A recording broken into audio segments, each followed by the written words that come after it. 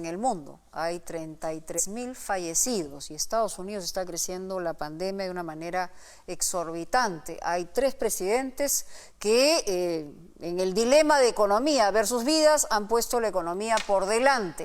Vamos a ver este reportaje de María Horna. Más de 617.000 personas contagiadas en 183 países.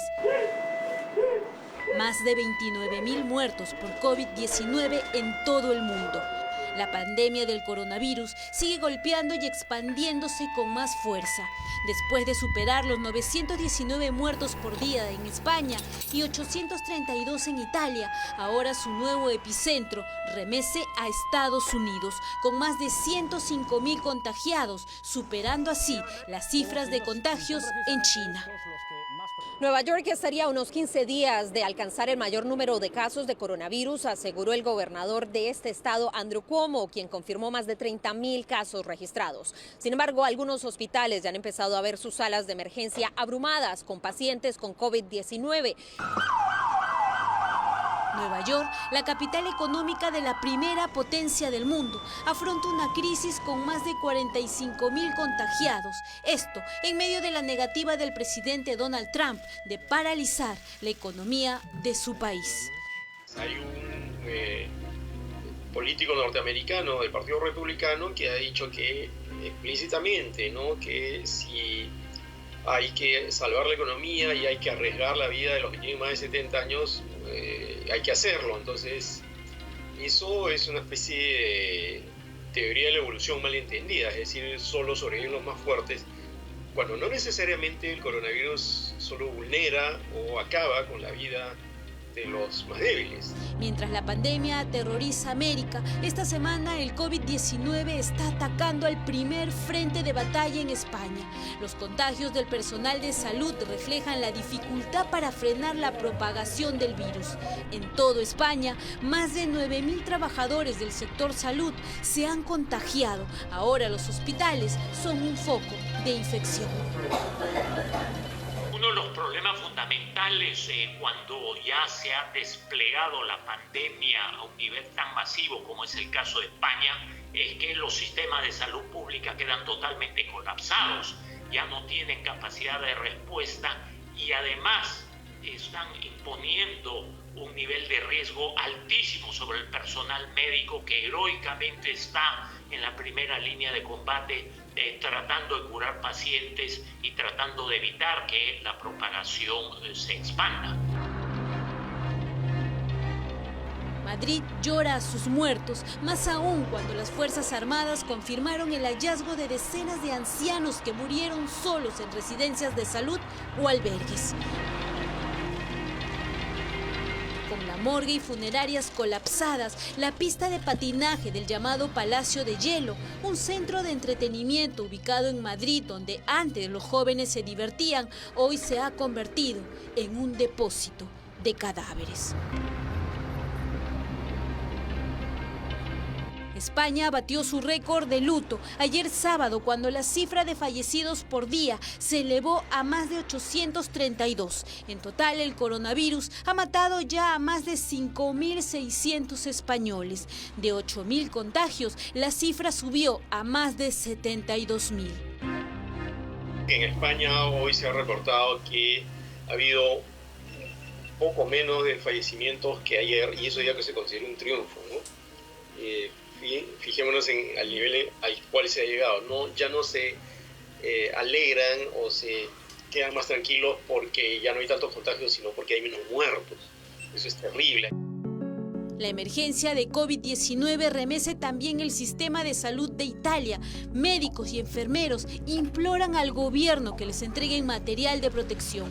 86.000 contagiados y 919 muertos en un día doblegan las fuerzas de los médicos. En un acto de amor, el sacerdote italiano de 72 años, Giuseppe Barendeliu, quien fue diagnosticado con coronavirus el pasado 10 de marzo, decidió desprenderse del respirador que le regalaron sus feligreses para salvarle la vida y se lo donó a un joven que había ingresado en estado grave al hospital de Lombardía, en la ciudad de Pérgamo. El padre Barendeliu falleció días después, el 24 de marzo. Este padre lo que ha hecho es un acto de autoinmolación generosa, con una calidad humana impresionante y también una calidad cristiana. Digamos, si es que había que elegir entre vivir y morir, si él estaba en una situación grave, él ha dicho, yo prefiero que otro que puede tener mayores posibilidades de vida por continuo. Cuando el mundo sufre por la expansión del virus, el Papa Francisco, en una histórica homilía en la Plaza San Pedro del Vaticano, totalmente vacía, envió su bendición.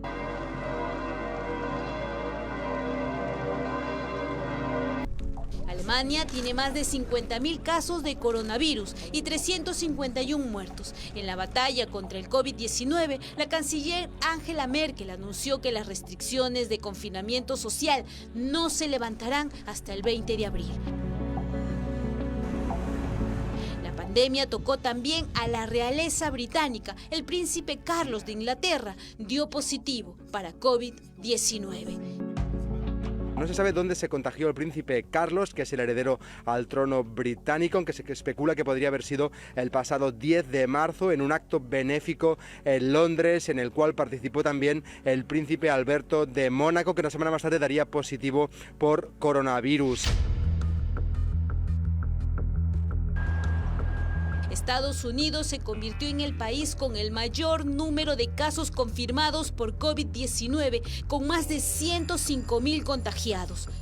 El caso de Estados Unidos es extremadamente preocupante, en primer lugar por efectivamente la falta de liderazgo a nivel del gobierno federal, con un presidente que sistemáticamente ha expresado no solamente su desconfianza, sino su rechazo al saber científico y que hoy tiene una relación muy complicada con sus propios asesores médicos dentro del gobierno, como es el caso del doctor Fauci, que preside el organismo federal de lucha contra enfermedades contagiosas, que es un especialista que está en el cargo desde el año 1984, es una gran eminencia y que ha generado enormes incomodidades al presidente Trump por hablar claro y hablar basado en lo que la evidencia científica dicta y no en función de afanes de protagonismo. Pese a que en un primer momento el presidente Donald Trump mostró su desacuerdo en decretar el confinamiento nacional,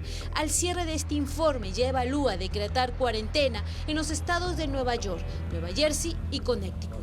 Para él, como ocurrió hasta hace unos días con Boris Johnson, el primer ministro británico, o como ocurre con Jair Bolsonaro en Brasil, primero la economía y luego la gente. Es más, hay un político norteamericano del Partido Republicano que ha dicho que explícitamente, ¿no?, que si hay que salvar la economía y hay que arriesgar la vida de los que tienen más de 70 años, hay que hacerlo. Entonces, eso es una especie de teoría de la evolución malentendida, es decir, solo sobreviven los más fuertes.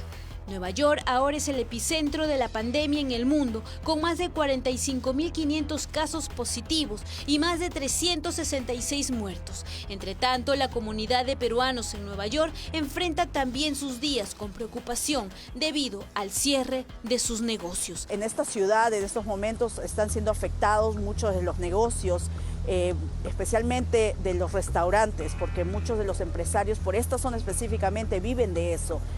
Personas que son dueños de negocios, también son dueños de propiedades, muchos de ellos, y esto les ha afectado terriblemente. El presidente de México, Andrés López Obrador, es otro de los mandatarios que no ha cerrado las fronteras aéreas de su país. Tampoco ha anunciado cuarentena ni toques de queda. Las autoridades sanitarias han explicado que será después del 18 de abril cuando México alcance el pico máximo de contagios. Y entonces, de acuerdo al avance de los casos, ya se prevé la posibilidad de poder extender la jornada nacional de sana distancia. Si realmente le importa a su pueblo, pues que lo proteja. Me parece terrible lo que está sucediendo. La verdad, yo estoy bastante enojada y cada vez que lo oigo en su mañanero lo quiero matar.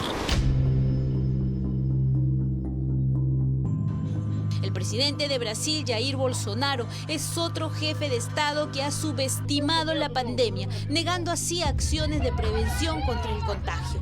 Para él, la inmunidad de los brasileños se pone a prueba, aun si saltan en alcantarillas. 92 muertos por COVID-19 y 3.500 contagiados parecen no darle la razón. O grupo de risco é o das pessoas acima dos 60 anos. Então, por que fechar escolas? Raros são os casos fatais. No meu caso particular, pelo meu histórico de atleta, caso fosse contaminado pelo vírus, não precisaria me preocupar. Nada sentiria ou seria, quando muito, acometido de uma gripezinha ou resfriadinho. La pandemia ha contagiado a más de 617.000 personas en el mundo y ha causado más de 29.000 muertes. Su avance ha paralizado economías y ha obligado a los ciudadanos del planeta a volver a sus casas y a quedarse ahí para evitar que las cifras de contagios se disparen. Argentina y Colombia han decretado cuarentena total.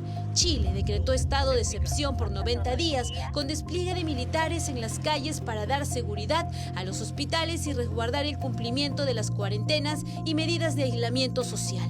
Esto al ingresar a fase 4, la etapa más grave, según el Organismo Mundial de la Salud. Así, el mundo continúa en alerta, en batalla contra este enemigo mortal.